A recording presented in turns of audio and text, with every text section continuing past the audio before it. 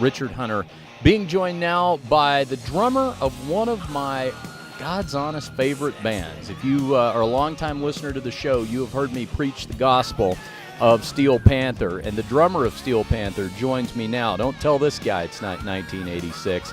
Stix Zadinia joins me now. The band has a new album out on iTunes. It's called All You Can Eat, and they're going to be in Reno, where I'm going to be, Monday night at the Knitting Factory. Tickets available and all the details at steelpantherrocks.com. Stix, good to talk to you again, man. What's up? Where you at? Dude, Richard, how are you, bro? Good, and really looking forward to seeing a Steel Panther show Monday night. As luck would have it, I'm going to be in Reno, and you guys are going to be there. And, you know, I was thinking about this today. Our mutual friend, Hal Sparks, turned me on to Steel Panther, what's been the better part of 10 years ago now. And I hosted a gig you guys did with him and Tony Romo in Dallas. That was my first exposure to Steel Panther many years ago. And since then, I have watched this thing go global. I mean, normally when I like something, I have to spend a lot of time telling other people that have no idea what it is, why they should like it. But people found out about you, and this thing has become a huge production. So give me an idea of how the size and the scope of these live Steel Panther shows has grown since then. Oh my God! Well, right now we're on tour. We're opening for Judas Priest. We've been on this run for about 6 weeks. We got almost 10 more days. It's been killer, and then we're gonna do some more shows in December, and they're all fairly big shows. But we've gotten to the point now where in March we're headlining Wembley Arena, and not a lot of bands get to do that, and I think it's a testament to how many people love heavy metal and how much we love bringing it to them. You know, it's really getting quite large, and you know, everybody knows the size matters. Well, okay, perfect segue, because you know, for those who are uninitiated, Steel Panther has been around, by the band's recollection, for about 35 years now. And while many of Steel Panther's original songs, I mean, you guys do a lot of original material. While a lot of those original songs are just now reaching the masses, a lot of them, of course, were penned back in the mid '80s. So, you know, you just mentioned size matters. My question, Stix, as an artist, what do you think it is that makes the sex metaphor as a musical theme so timeless?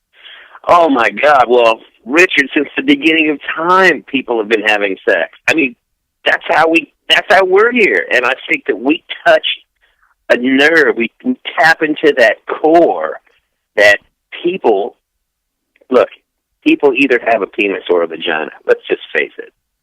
And I think that that's a common theme throughout humans who listen to heavy metal. They have one or the other.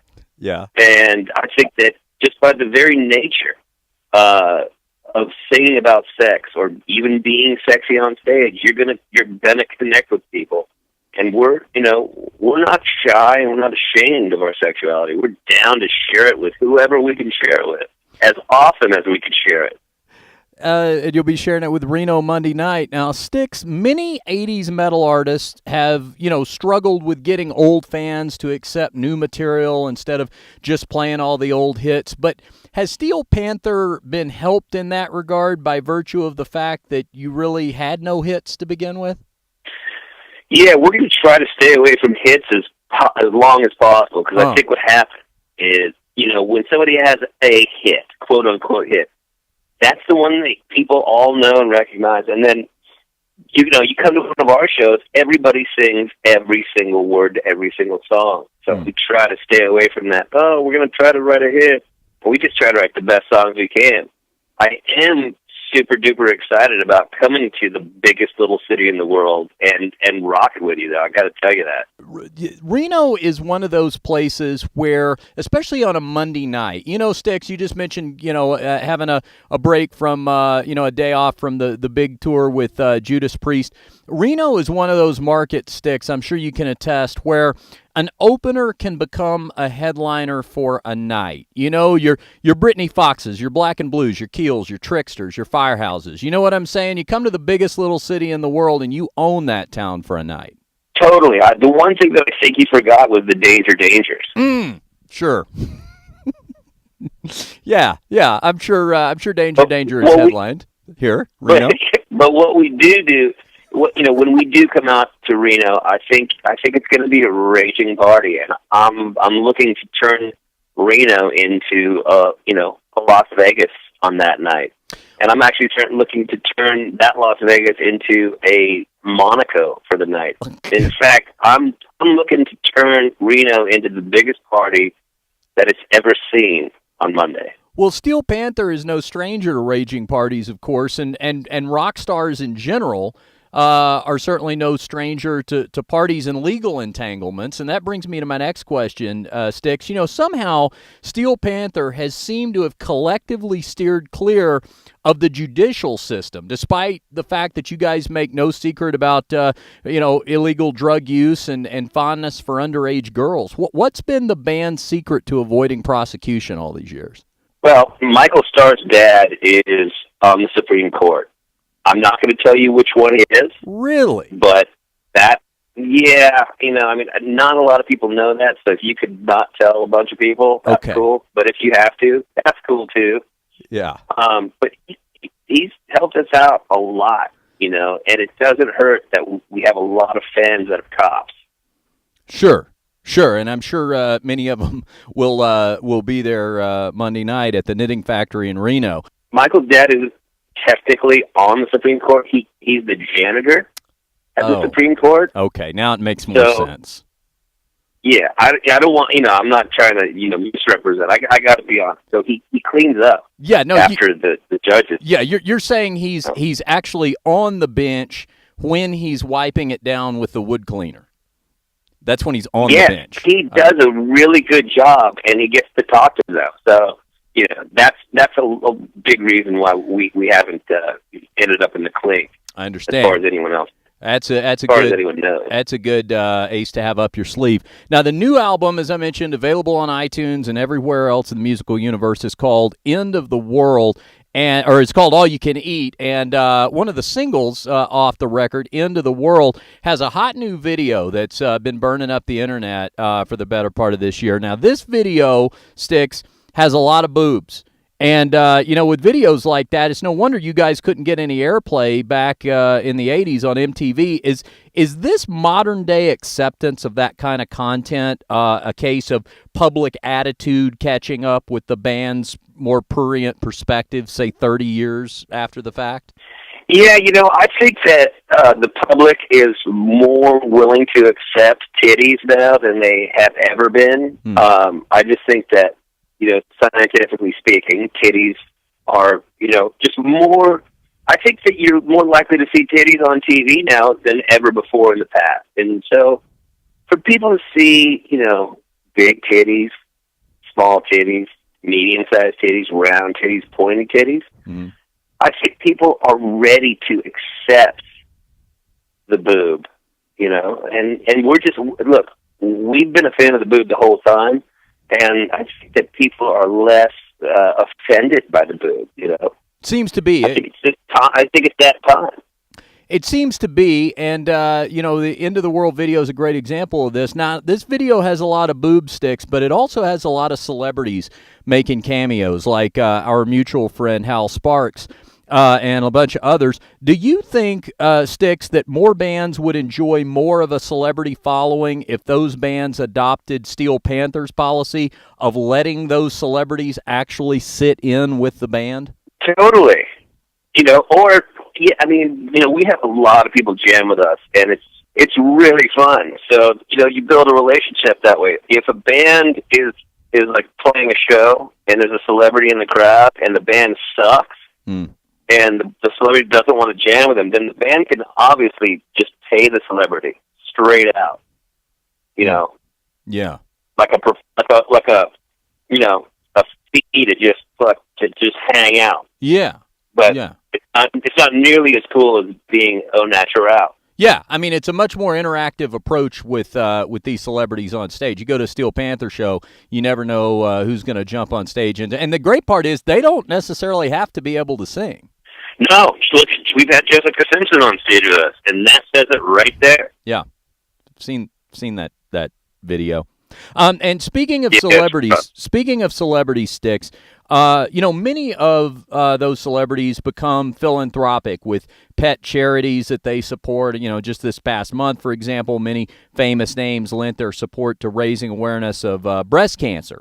But Steel Panther has chosen to call attention to let's say, a lesser-known affliction on a particular track of the new album, and that condition is called BVS. Can you explain what those initials stand for and how exactly the band came to adopt that affliction as its cause célèbre? Well, BVS stands for Big Vagina Syndrome, and it was written kind of from Michael Starr, singer, from his perspective, because he's like, man, he was with all these girls, and he kept telling us, he goes, oh my God, all these girls have the biggest vaginas, like cavernous. It's crazy. And we're like, he's like preaching to us, like, dude, I think this is an affliction. It's every woman in the world suffers from BVS, and we're trying to, gently, subtly let them know it might not be them, but it might be him. Sure. And the song was written from that point of view. I don't necessarily subscribe to that point of view, but I'm sure that there are definitely men out there who feel like every woman has BVS. I see. So it's something more, let's just say, a misconception that lead singer Michael Starr might be under, and you guys just don't want to have to let him down. To the point that he penned a whole track, it made the record. He's going to get out there Monday night, sing to the top of his lungs about how the entire female gender is plagued with big vagina syndrome, and you and Lexi and Satchel just be up there like, just shh, don't tell him. Just let him keep. Yeah, you just nobody tell him, because it's not worth it. It's not worth the conversation. It's like, what, we'll pat him on the back. You're right, big guy. They do have BVS. Well, speaking of Michael, I mentioned this End of the World video that I'm such a fan of, as you can see on YouTube and all over the internet. There is a reference in the beginning of the video to the fact that while, success has been kind to at least one of the band members, Michael Starr is living in a palatial mansion, actually where the video is shot, that the other three members of the band, including yourself, are still sharing a one-room apartment. Have the three of you considered hiring your own accountant to do, like an independent audit of the band's books? That just doesn't seem right. We didn't think about it until you just mentioned it. Now I'm thinking about it. Yeah. But I guess, that's a really good idea, because none of us thought about that. Yeah, I think now that you mentioned it, yes, it does seem unfair that he's in a giant mansion and we're slugging it out in North Hollywood in an apartment. That's North Hollywood. You make me feel ashamed. Exactly. Also on the new album, All You Can Eat, we hear the introduction of some synthesizers. Pretty heavy dose of those on songs like She's on the Rag. The burden of being wonderful has that, and it brings to mind the opening bars of Jump on Van Halen's 1984, when fans of the band took that collective gasp as we saw them take a sharp musical turn. Should we read anything into that, Stix? Should we expect more where that came from musically from Steel Panther? No, don't read anything into it. Okay. We just Satchel got a synthesizer for Christmas, so we figured we'd use it. Oh. And, but we would never depart from heavy metal. Right. We're not gonna start doing, goofy styles of music. Okay. Another thing that Steel Panther is very well known for historically has been lyrical envelope pushing.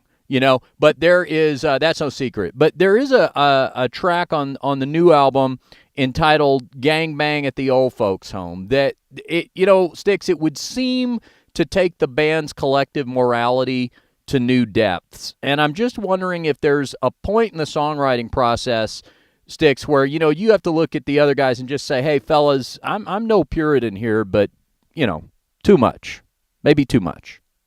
You say it's taken us to new depths. I say it's taken us to new heights.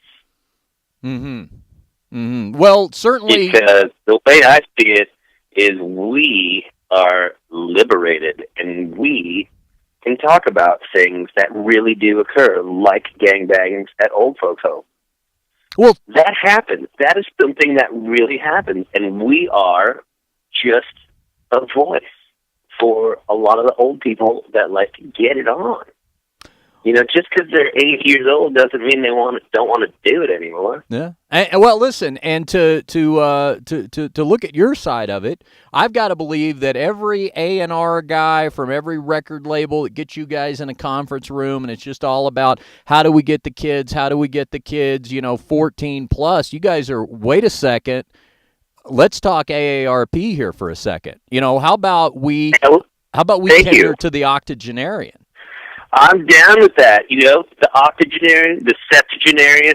You bring on whatever you want because they have money too. I am not an agent. No, well, they've got Social Security checks, that they can cash. They got them coming in. That's right. Totally, dude. I mean, we're down to celebrate the young and the old, and we're down to celebrate it all because that's what Steel Panther does. Let me ask you just real quickly while we have a second about the other guys in the band, because 4 guys, singer, guitar, bass, and drums, all very dynamic personalities, and bass player Lexi Fox. I think a lot of people would say certainly the band's pretty boy, and to that end, in recent years, he has patented an element to his onstage presentation that, to my knowledge, no other glam metal contemporary could claim, and that is the hair solo. Stix, to your recollection, what was the evolution of the hair solo with Lexi, and was there any initial resistance from other band members, toward including that kind of, let's say, experimental concept into the live show? Actually, I can't remember who originally came up with the idea to do a hair solo. I think it was a kind of a collective thing over time because we wanted to give Lexi a little more focus, and he doesn't play the bass so well, right? But he does have great hair. So we figured, let's give him this moment to shine. I mean, Satchel can, wail on the guitar, and, I'm no slouch on the drums. Michael sings his nuts off, and Lexi looks good. And so we wanted to maximize the way, something for Lexi, and we figured, let's do the hair solo. Now, we're doing something actually really, really special coming up. We won't be doing it until March, but we're going to augment the hair solo in such a way that I think it's going to melt your face off, Richard, when you see it. It's going to be something we talked about actually at a meeting today, and it's not just going to be the guy blowing on his hair. Yeah. It's going to be pretty special. Huh. So something for, summer tours are always big, and Steel Panther, no exception there. So you're saying hot for summer 2015, Lexi Fox, I mean, much like what we see Tommy Lee, doing tour after tour after tour, where he's got to one-up himself on the crazy apparatus for the drum solo, you're saying that Lexi next spring into summer takes that approach to his hair solo. Absolutely, that's what I'm saying. Without a doubt, it's gonna freak people out. We're gonna take the hair solo to a whole different level. Well, I can't wait for that, and of course, in advance of that, Monday night at the Knitting Factory in Reno. Tickets and all the details at SteelPantherRocks.com. Finally, for you, Stix, you to me occupy an interesting place in this whole band dynamic. I mean, we talk about Lexi there for a second, lead singer Michael Starr, lead guitarist Satchel, two very dynamic personalities that really seem to constantly be in conflict on stage and off. Not unlike what we saw between David St. Hubbins and Nigel Tufnell back in the day with Spinal Tap. Where does that place you within that pantheon of rock gods? Do you play that sort of Derek Smalls-esque peacemaker? Where do you fit into all that? I try to just be high enough to not pay attention, for sure. Oh, yeah. And just so, out of sight, out of mind, and that's just kind of the best. Let it all fly under your radar. Well, ignorance is bliss is a saying that came from somewhere, and let's just put it this way: I totally get that saying. Yeah. Well, and maybe that's what's kept the band so cohesive all these years. I can't believe it's been all these years now, but it has. And let me tell you, you've heard me talk about this on the show before. If you have not seen a live Steel Panther show, you got to do it. Now they're touring nationally. Stix mentioned earlier they're on the road with Judas Priest. But if you're listening to my Reno affiliate and you're in the area Monday night at the Knitting Factory, which is a great venue to see the band in. It's an intimate venue, and you can go enjoy the show with me. And it's an incredible evening, especially if you're a guy like me, where 1987, 1988 was kind of like your last really good year. It'll make you feel better about yourself. You know what I mean, Stix? Totally, dude. I mean, that's why we do what we do, and that's why we live the way we live, because that was a great time in history for rock. It was a great time in history for chicks. It was a great time in history for partying. And that's the three things that we love to live by and love to do all the time. That's what we're going to do on Monday night, and that's what you're going to do with us.